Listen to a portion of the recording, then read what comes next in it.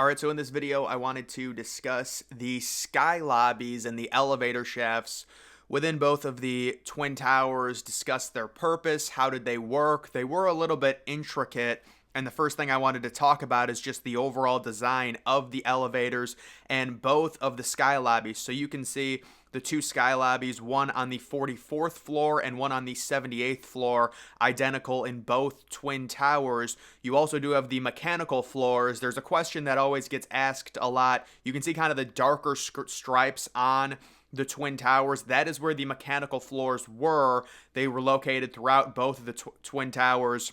The darker areas on the exterior of the building signal where those mechanical floors were, and also where the sky lobby was, because the sky lobbies both were right above the mechanical floors. There were two different sky lobbies. You can see, based on this current elevator setup, you have your local elevators. So if you're going to kind of maybe floor 10 or floor 12, very simple, you would take a local elevator. If you're going towards the middle of the building, you would want to take an express elevator. You can see where those would be located depending on where you were going. Let's say you were going to floor 62, you would take an express elevator to the first sky lobby, which would be located on floor 44. And we actually do have a few different photos of sky lobbies I'm going to show in a second. I just kind of want to talk about the design of it, but you would take, the express elevator to the first sky lobby, and then you would take the local elevators. This was all done to mitigate all of the travel rather than have just like 30 or 40 aggressive elevators going, from floor 1 to 110. It really wouldn't make much sense. You have to localize everything by creating these sky lobbies and cutting off floors. If you're going to floor 15, you're not taking an express elevator. There's no point. It would take you too high. It would take you to the first sky lobby. If you're going to a floor even higher, let's say higher than 78, you would go to the second sky lobby immediately from the express elevator from the ground, and then you would go to a local elevator located within the second sky lobby. The sky lobby is just kind of an area to take more elevators to go to a higher floor. And you can see in the sky lobby, there's actually a photo where you can tell that it is the Twin Towers based on the little slab windows at night. But yeah, the sky lobby is a really interesting design with the carpet, just a strange, certainly like a 70s 80s type architecture. There's just some information. This is a photo from the 78th floor sky lobby inside the North Tower of the World Trade Center. It was a transfer floor for workers who were based on offices from floor 78 to 105. And this was also the way you could get to the Windows on the World restaurant on the 106th and 107th floor if necessary. You would take an express elevator from the main lobby, which took around a minute in and of itself, and then walk over to one of the local elevator banks, which would take you to your floor. Escalators were also present to take you to the 77th and 79th floor from this level. So located within the sky lobbies were also escalators. Now, unfortunately, maybe I'll have to look and see if I can find a photo of an escalator located within a sky lobby within one of the Twin Towers, but I was unable to find one. That's kind of interesting that they also had escalators that high up on the Twin Towers. Another sky lobby was also present on the 44th floor, which workers who were based between the 44th and 74th floors would use. The 75th and 76th floors were mechanical levels with no space. And when it comes to the sky lobbies and the elevator shafts in relation to the attacks, there was a reported massive fireball that did rain down from the express elevator. That's another thing that people get confused. They would think, well, wouldn't there be a ton of explosions at the bottom at the lobby if you're getting all of these elevators with fireballs in them from jet fuel coming down? That's not how the Twin Towers were designed in terms of their elevators. The only way a fireball could come down from an explosion that was on like the 78th or 79th floor level, because one of the sky lobbies got absolutely decimated because it was part of the impact zone on one of the buildings because it was in the 78th floor. If you would think a fireball would come down and it would completely destroy the entire lobby, but it was contained because of the local elevators. The only way a fireball could pass that far all the way down would be from an express elevator, not a local elevator. Obviously, there were a lot more local elevators than there were express elevators, so there were that. And then there were several stories of people that, unfortunately, this is like the worst luck.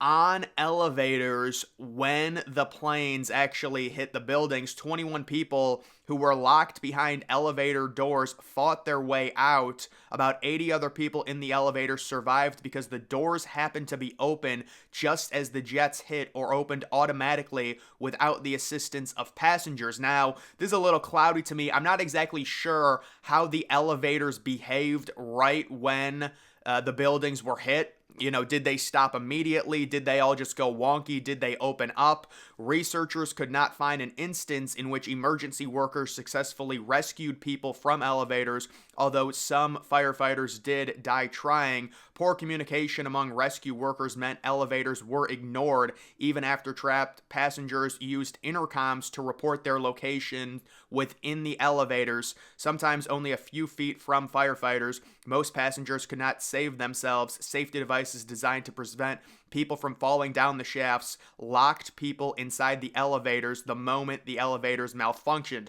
So I would assume that the moment the building got hit, the elevators immediately malfunctioned, and you would basically be trapped between floors, and there would be some type of safety lock that went into the elevators, which would trap people. Obviously, in an event like this where you have to get out of the building immediately, the safety lock is actually, hurting you in a situation like that. And when the second plane hit the South Tower at 9:03 a.m., 16 and a half minutes after the attack on the North Tower, the World Trade Center's elevator mechanics decided to leave the buildings.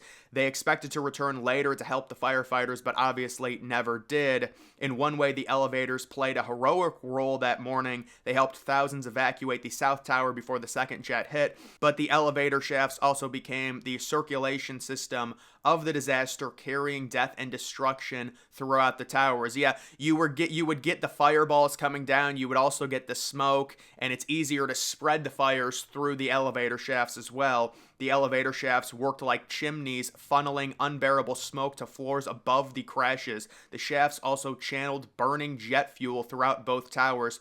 Fire not only moved up and down, but from side to side, from shaft to shaft, unleashing explosives in elevator lobbies and in the restrooms next to the shafts. So the elevators got completely decimated and were chimneys funneling smoke, fire, and jet fuel from one floor to another, and also horizontally throughout each floor. So that is just kind of the situation behind the sky lobbies. There were 2 sky lobbies located in both towers, so a total of 4 sky lobbies on the 44th and the 78th floor. And that is just how kind of the elevator system, an elaborate elevator system for sure, but what do you expect? This is a massive skyscraper. Now, when it comes to what we were able to recover from the sky lobby or the elevator shafts, this is pretty much it. It is an elevator motor that was recovered from the wreckage of the World Trade Center complex. You can see completely mangled. I'm not sure if it was of the North or the South Tower. I would imagine the motors within them would be identical. There were a total of 99 elevator motors in each tower, so a grand total of 198 motors operating the elevator systems, and that's what was recovered right there. And like I was saying earlier, one of the sky lobbies, at least part of it, was completely destroyed. It would be the South Tower because the plane hit lower. The plane hit around the 77th to 85th floor, with the sky lobby being located on the 78th floor. It would have been a direct impact. The question would be, because of the angle at which the South Tower was hit, kind of at the side, could an area of the South Tower sky lobby still survive? It's possible, but we are just speculating there. There was, of course, one of the main stairwells from the South Tower that did survive because it was hit at such a side angle compared to the North with the direct impact. But either way, guys, that is going to do it for this video. Make sure you're following me on X. Link to that's always in the description.